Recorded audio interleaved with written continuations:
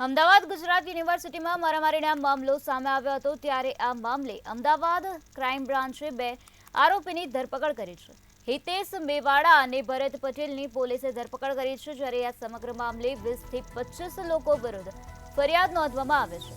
ત્યારે પોલીસે 9 ટીમો બનાવીને આરોપીઓને ઝડપી પાડવા માટે ચક્રો ગતિમાન કર્યા છે।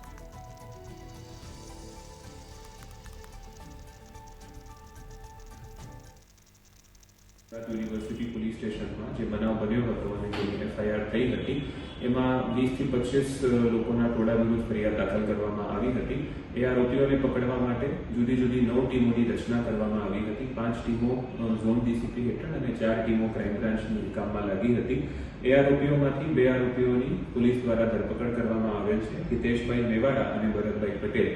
અને બાકીના આરોપીઓ માટે અત્યારે પોલીસની શોધખોળ જે ચાલુ છે, ટેકનિકલ સર્વેલન્સ અને બીજી બધી પદ્ધતિઓથી પોલીસ અત્યારે એ આગળની કાર્યવાહી કરી રહી છે।